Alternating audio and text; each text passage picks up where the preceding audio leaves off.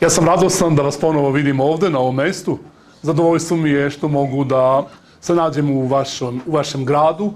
Posle jedno 35-37 godina, ja sam po drugi put, odnosno ponovo u Kumanovu i verujem da ćemo i večeras provesti prijatne trenutke i u slušanju i razmišljanju o određenim informacijama koje nam mogu olakšati naš svakodnevni život. Mozgovi vladaju svetom i upravljaju svim. Državama, korporacijama, bankama, sportskim klubovima. Mozgovi su ti koji upravljaju gradovima, porodicama i mozak je taj koji treba da upravlja i našim životom. I ne samo to, ne samo da je mozak organ upravljanja, mozak je isto tako i izvor svega onoga što je lepo u našem životu. Mozak je izvor emocija, to je organ ljubavi i to je organ iz koga izvire i koji determiniše i određuje našu ličnost.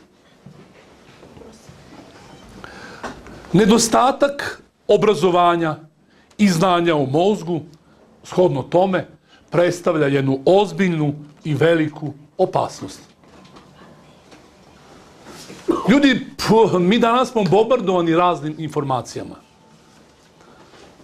U školi također nas poučavaju raznim činjenicama. Koliko su te činjenice bitne za naš život, to je zaista diskutabilno. Mala deca i deca u srednjoj školi uče koliko je dugačka neka reka u Aziji, koliko Kina ima ruda, aluminijuma i tome slično. Mi danas na televiziji gledamo svakojake ili slušamo svakojake beskorisne informacije, ali informacije o našem zdravlju, pre svega našem najvažnijem organu, to je nešto što je deficitarno, o tome se ili nimalo ili premalo govori. Zato nedostatak obrazovanja i znanja o mozgu predstavlja veliku opasnost za današnje generacije. Ono što je problem za današnje generacije, današnju omladinu je to da oni kao da imaju zadatak da smišljaju ono što je već odavno smišljeno. Današnje generacije isprobavaju i iskušavaju život. Zaboravili su na sva pravila i principe koje postoje, principe života i zdravlja, kao da nikad nisu postojali, da nikad ništa o njima nije napisano i nove generacije pokušavaju da isprobavaju i traže nešto što je već odavno poznato. Ja kažem, to neki put liči kao da čovek danas hoće da vidi iskustveno kako je to živjeti bez očiju. I ajde da vidimo kako je to živjeti bez očiju. Slična stvar se dešava i sa mozgom i sa dušom. Ljudi upuštaju se određene postupke i avanture koje uništavaju i oštećuju naš mozak i prave ozbiljne rane na ljudskoj duši. Zato treba da upoznamo principe i zakone koji vladaju našim telom i još više principe i pravila koji vladaju i upravljaju našim mozgom i potom da vidimo kako mi to možemo da unapredimo. Ne zaboravimo da zdrav mozak olakšava sve one spomenute funkcije mozga. I komandne, upraviteljske funkcije, a također i emocije koje se rađaju u mozgu, olakšava i ulepšava naše odnose i izgrađuje jednu zdravu, kvalitetnu duhovnu ličnost. Zato, zdrav mozak je taj koji nam omogućava da sve emocionalne sposobnosti uključimo u svoj život, dok istovremeno oštećen ili nestabilan mozak to značajno otežava. Ono što su novije istraživanja pokazala je to da neka naša shvatanja o mozgu nisu baš bila ispravna. Nekad se smatralo da mozak nema sposobnost regeneracije. Međutim, najnovije istraživanja su pokazala da naš mozak može da bolje radi nego što sada radi. Naš mozak može bolje da radi nego što sada u ovom trenutku radi i funkcioniše. Ono što je isto važno je da shvatimo da geni nisu sudbina. Niko od nas nije trajno definisan svojim precima i rođenjem. Naša sudbina nije nužno predodređena rukama onih koji su nas oblikovali u prvih nekoliko godina našeg života i mi ne moramo da budemo trajne žrtve nekih naših pogrešnih postupaka u prošlosti. Ili nekih povreda, ili nekih bolesti koje su nas snašle. Ponavljam, naš mozak može bolje da radi. To je radosna i važna informacija i medicinska činjenica. Stoga, ako želimo da promenimo i ulepšamo naš život, ako želimo da nam bude lepše i bolje, moramo znati odakle treba da počnemo da menjamo naš život. Treba da počnemo pre svega od svoga mozga. Tu treba da neke stvari počnemo menjati. I zato pitanje koje je stavljeno u naslov ovog predavanja ima zaista veliku težinu. Ako naš mozak može zaista bolje da radi, onda se nameće jedno neminovno pitanje. Kako da poboljšamo rad mozga? Šta je to što mi treba da učinimo kako ne bi li naš mozak bolje i kvalitetnije radio? Bez obzira da li imamo 20 godina ili imamo 70 godina. To uopšte nije bitno. Činjenica je da moždane sposobnosti i mentalne procese možemo podići na viši nivo. I ajde da u ovom predavanju upoznamo se sa nekim koracima, nekim postupcima, navikama koje mi možemo uključiti u naš život ili postupke koje možemo mi učiniti i vidjeti i samim tim poboljšati rad našeg mozga i istovremeno omogućiti da sve one funkcije mozga rade skladno i na svom optimalnom nivou. Pa evo prvi princip. Sa tim prvim principom ćemo se najpre upoznati. Nekad su ljudi govorili, ma neću da zamaram mozak ja svoj. Najbolje da mozak ja svoj mozak pustim i da ga odmaram. Ne treba mozak mučiti i zamarati, tako? Tako neki ljudi razmišljaju. Ali slušajte šta kaže prvi princip. Koristite svoj mozak ili će odumreti. Koristite svoj mozak ili će odumreti.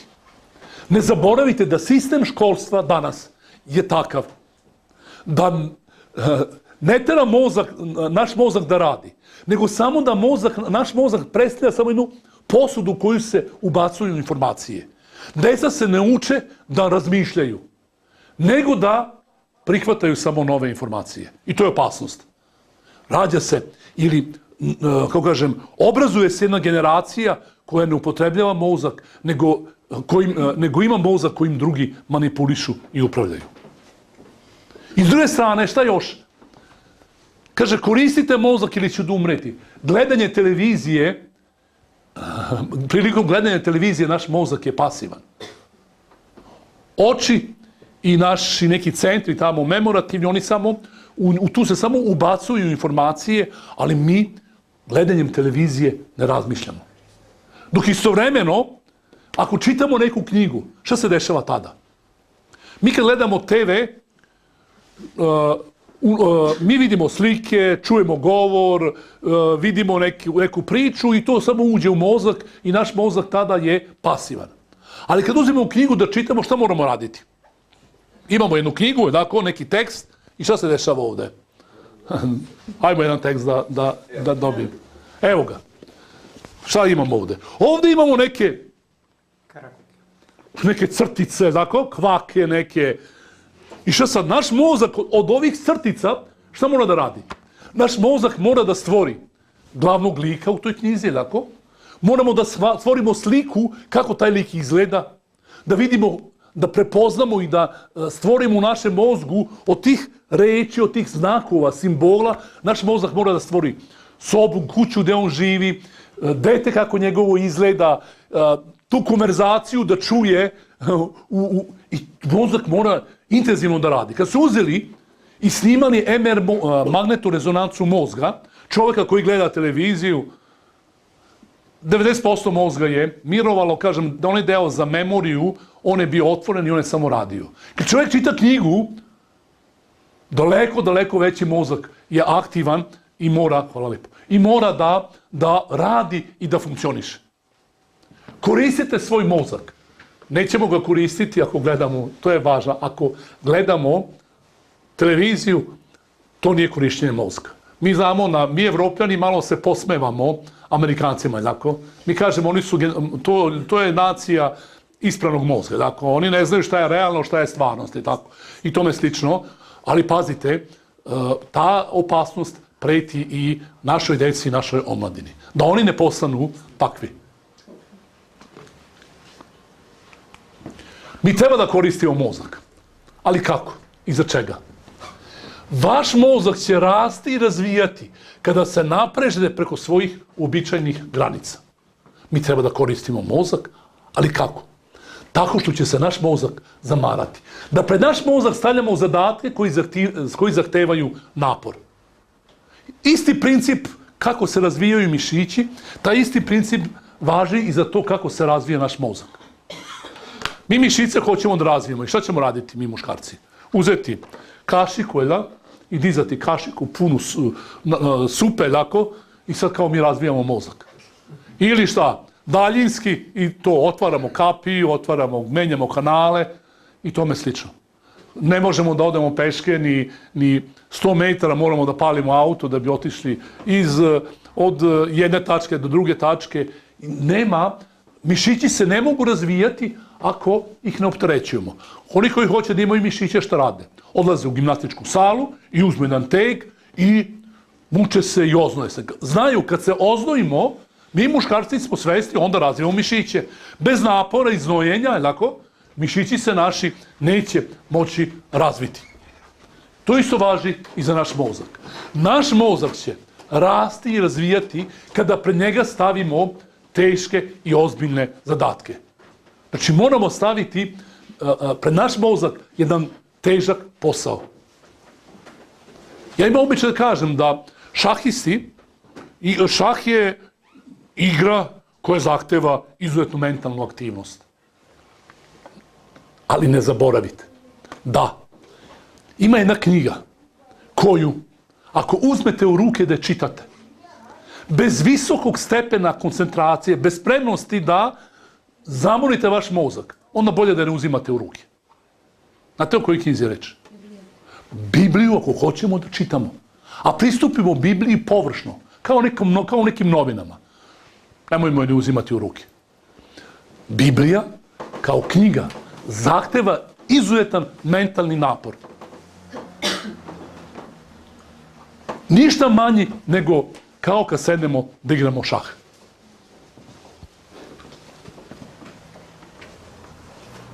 Sad ne bih hteo da ulazim u to šta sve treba da radimo, ali pazite, bavljenje naukom, prirodnim naukama, fizikom, matematikom, bavljenje umetnošću, posebno bavljenje muzikom, to su sve poslovi i to su sve aktivnosti koje zahtevaju izuzetnu aktivnost našeg centralnog nervnog sistema.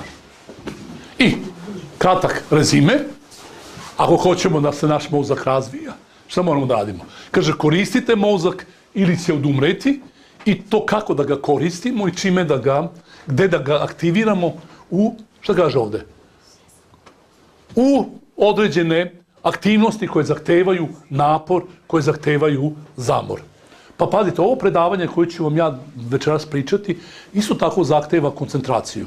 Stoga vas molim da budete koncentrisani i pažljivi ako hoćete da sve to primite i to sve da složite u vaš mozak. Princip broj 3 ili savjet broj 3. Radite uvek nešto novo. Radite uvek nešto novo. Izbegavajte da živite po automatizmu. Kaže da je čovek mlad, dokle god je spreman da nešto novo uči. Čovjek je mlad dokle god je spreman na promene. Da nešto novo nauči i da nešto novo sazna i da onda shodno tim novim saznanjima da nešto promeni u svom životu. Ne zaboravite to. Kaže, izbegavajte da živite po automatizmu, a mi to upravo volimo. Čak i takav sistem kako kažem, zaposlenja i obavljanje poslova je takav. Ljudi rade u fabrici i šta rade? Na jednoj traci u proizvodnji oni samo stiskaju jedno dugme ili lepe tamo jednu istu stvar i rade po automatizmu. To zaglupljuje mozak. Učite uvek nešto novo. Koristite one delove mozga koje inače ne koristite. Što to znači? Ako je neko ekspert za prirodne nauke, i ako hoće da u tim prirodnim naukama raste i razvija se i usavršava se, on ima dve mogućnosti. Da zaboravi na društvene nauke, na umetnost, na maštanje i tako, i da šta radi? I da samo se bavi prirodnim naukama. Njegov napredak u prirodnim naukama biće limitiran. Šta on treba da radi? On mora da koristi one delove mozga koje pre toga nije koristio. To znači, poželjno je da jedan čovjek koji se bavi prirodnim naukama počne da koristi one delove mozga koji su zaduženi za umetnost, za maštu, za filozofiju, za apstraktna razmišljenja i tome slično.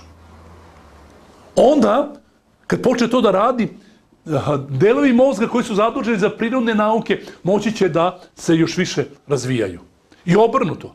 Oni koji bave se društvenim naukama treba da uzmu i da malo izučavaju i one oblasti koje se tiču prirodnih nauka kao što je neka matematika, fizika, biologija, hemija ili tome slično.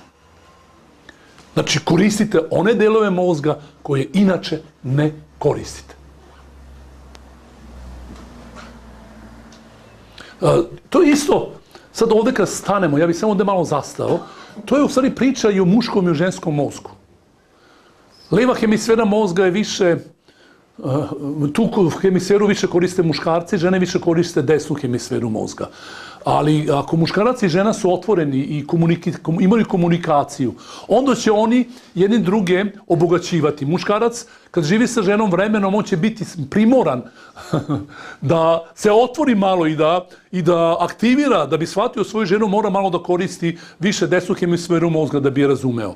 A i žena da bi mogla da shvati i razume svog muža, ona će morati početi da kako kažem, aktivira levu hemisferu mozga koja je dominantna kod muža njenog i koju muž koristi da bi objasnio nešto svojoj ženi i koju koristi u svom svakodnevnom životu. I mislim da i to je isto važno, znači da muškarci budu otvoreni za žene i njihov svet i da budu spremni da ga upoznaju i obrnuto da žene se otvore za svet muškaraca i da, kao kažem, oslušnu i vide kako funkcioniše ta leva hemisfera i koje su njene prednosti i tome slično. I kad to radimo, znači kada koristimo one delove mozga i one hemisfere koje nisu dominantne u našem mozgu, onda mi razvijamo naš mozak. Ne zaboravimo da monotonija umrtvljuje mozak. Monotonija i dosada. To umrtvljuje naš mozak. Dok istovremeno dinamika, život ispunjen dinamikom i promenama, život protkan izazovima stimuliše naš mozak. Znači, učiti nešto novo. Baviti se nekom novom oblašću. Ja, kao kažem, ja ću vam reći svoje kratko iskustvo. Ja nisam neurolog ni neuropsihijatar. Ja sam internista. I jednom prilikom, posle mog predavanja, ja sam pričao o ishrani, tako kako ishrana deluje na krvne sudove, na kardiovaskularni sistem. I moj dobar prijatelj, moj kum, profesor doktor Graurac, on je doktor i profesor pedagogije, on meni pričao, kaže, znaš šta, slušao sam tvoje predavanja o dejstvu hrane na srce i krvne sudove i stomak i na telo toliko puta, red je, i volio bi da čujem da mi pričaš kako hrana deluje na dušu i na mozak. Kaže, pa valjda imamo mi, kaže, dušu i duševnu sferu i duhovnost, ajde pokaži nam to. Ja kažem, pa to nije moja oblast. On došao i kupio mi knjigu, kaže, evo ti knjiga koja o tome govori. I ajde, otišao ja, rekao, u redu, sljedeći put pričam vam o mozgu, odem ja, kupim knjige, složim imate sve knjige o mozgu, to je bilo dosta knjiga, i krenuo sam da čitam. I rekao, ajde, spremit ću jedno predavanje. Kad sam ja to počeo da čitam, ja sam se oduševio. I ne jedno predavanje, nego jedno 10 predavanja o mozgu sam posle toga pripremio. I zahvalan sam Bogu i tom mom prijatelju što me gurno u jedan za mene do tada nedovoljno istražen i poznat, ali i predivan svet neurologije, mozga i centralnog nervnog sistema. Jer priča o mozgu je priča o galaksiji, priča o večnosti, priča o Bogu, o svim sferama našeg života. Kad se upoznajemo sa mozgom, mi se upoznajemo sa večnošću. I ne samo to. Čovjek u tom trenutku mora da ponovi ono što je Newton rekao. Newton, koji je bio fantastičan i naučnik, ali šta je još bio? Filozof. On je u onom trenutku, kad se počeo baviti svemirom, on kaže, osjećam se kao jedno malo dete koji pred večnim okeanom istine skuplja one kamenčiće. I ne preostaje mi ništa drugo nego da se priklonim tom veličanstvenom i uzvišenom stvoritelju. I svemira i mene kao naučnika. Život je ispunjen promenama i dinamikama. Ulazite u nove poslove, u nove vrste aktivnosti, neke nove hobije i to će koristiti vašem mozgu. Sljedeća stvar. Princip broj 4. Obrazujte se. Stičite nova znanja. Što više znate, to više razvijate sposobnosti svoga mozga da uči i da se razvija. Obrazujte se i stičite nove znanja. Ja vas poštujem, jako mi je drago, jer ste vi večeras primenili ove principe, tako? Šta ste radili? Došli ste da nešto novo saznate. Otvorili ste vaš um i vaš mozak pripremili za neka nova saznanja. I to je odlično. I to je upravo ova stvar o kome govori princip broj 4. Obrazujte se. Što više znate, i to prave informacije, to ćete moći lakše upravljati svojim životom. Ima Solomon, kaže, jednu fantastičnu mudrost. Kaže, ja mudrost boravim sa razboritošću i samo razumno znanje pribavljam. Mudrost čovjeka uči ili mudrost donosi razboritost. A šta je razboritost? Vidim more informacije i koju informaciju tražim. I samo onu informaciju koja mi poboljšava kvalitet mog života. Razumno znanje uzimam. Ne svako znanje, ne svaku informaciju. Ne verujem svakoj informaciji i nisam čovjek koji veruje sve. Nego šta? More informacija, filtriram, mozak filtrira i uzima i pamti samo dobre stvari, dobre informacije. Princip broj 5. Svakodnevna fizička aktivnost u trajanju od 45 minuta u velikoj meri poboljšava moždane sposobnosti. Svakodnevna fizička aktivnost u trajanju od 45 minuta. I to kakva fizička aktivnost? Fizička aktivnost koja dovodi do lakog znojenja. Bar lakog znojenja. Poboljšava u velikoj meri mentalne, odnosno moždane sposobnosti. Pogledajte ovaj slajd i dobro ga zapamtite. Snimljen je mozak kod čovjeka koji sedi. Ovo je student koji sedi i pokušava da nešto nauči. 1/3 mozga je aktivna i to u drugoj brzini. Znači, mozak ima, recimo, slikovito rečeno 6 brzina, sedi se duže od 45 minuta i evo, samo 1/3 mozga ili čak 1/4 mozga je aktivna i to kako? U drugoj brzini. Nakon 20 minute brze šetnje i fizičke aktivnosti, taj isti student je snimljen, to jest njegov mozak je snimljen i pogledajte. 3/4 mozga je aktivno, a ovaj jedan značajan deo je u 6. brzini. Znači, sat vremena učimo, čitamo, ustanemo posle sat vremena i 10 minuta kretanje, rekreacija. Ono što su nas učili u školi, 45 minuta, pa onda odmor, pa 45 minuta, pa pauza. To nije slučajno. Vekovna mudrost je napravila takav sistem školstva. Znači, sat vremena radimo, ustanemo i prošetamo se 10 minuta, malo se razgibamo ili u toku dana mi ukomponujemo, šta? Bar 2 puta po 45 minuta ili po 30 minuta neku fizičku aktivnost, gimnastika, trčkaranje, brza šetnja, vožnja biciklom koja će dovesti do lakog znojenja.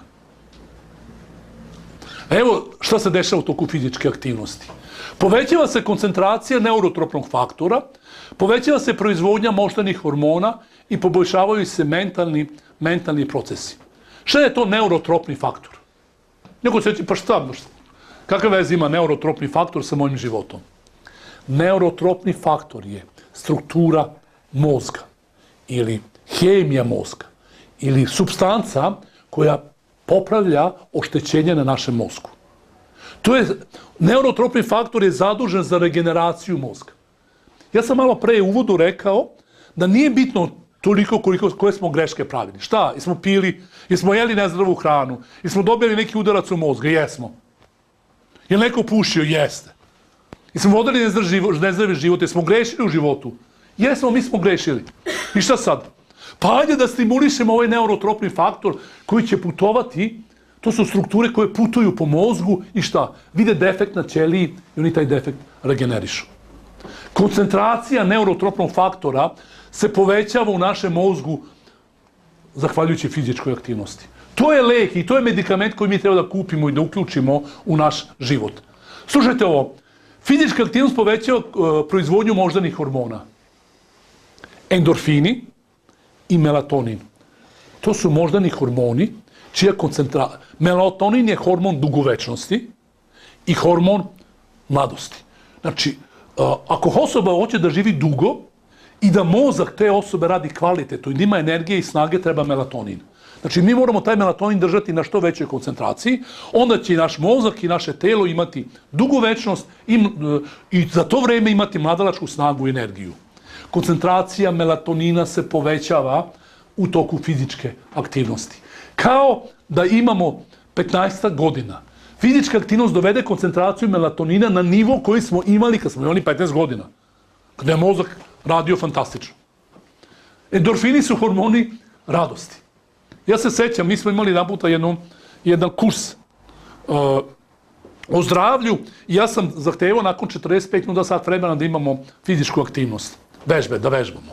I izašli su mladi i čim su izašli i počeli da vežbaju, onda su počeli se smejati. Pa se smeju i ne znam što, tako bez veze, bez nekog razloga. Zbog čega? Pa endorfini se počnu lučiti u toku fizičke aktivnosti, a endorfini nas teraju da se smejemo. Ne da plačemo i da budemo smrtnuti, depresivni, nego endorfini su ti koji nas teraju na smeh i radost. Kaže da fizička aktivnost poboljšava mentalne procese. U našem mozgu postoji jedna struktura koja se zove hipokampus. Znači, u deo mozga zove se hipokampus. Ta struktura mozga je memorija našeg mozga. To je memorijska kartica. Ta memorijska kartica može biti mala, imati mali kapacitet, a može imati veliki kapacitet kao u našim kompjuterima. Fizička aktivnost povećava hipokampus. Veći je. Taj centar za memoriju biva veći ako imamo redovnu fizičku aktivnost. I samim tim naša memorija je, centar za memoriju je veći i bolje funkcioniše. Koje su fizičke vežbe najbolje? Pa najbolje su takozvane aerobne vežbe. To je vežbe koje povećavaju broj otkucaja srca i dovode do znojenja. Znači šta? Srce mora da početi brže da radi, onda je ta vežba dobra. Umesto, znači, između dizanja teških tegova i trčanja, uvek je bolje trčanje. Između dizanja nekih teških tegova i sklekova ili trbušni, ležnji, uvek je bolje raditi sklekove i trbušne i ležne mišiće razvijati, nego li dizati neke teške tegove. Ali šta je najbolje? Najbolje, kaže, kombinacija fizičkih vežbi sa mentalnim vežbama donosi super mozak. Hoćete da imate super mozak? Onda uključite, kombinujte fizičku aktivnost sa mentalnom aktivnošću, sa učenjem važnih i bitnih knjiga, oblasti i tome slično.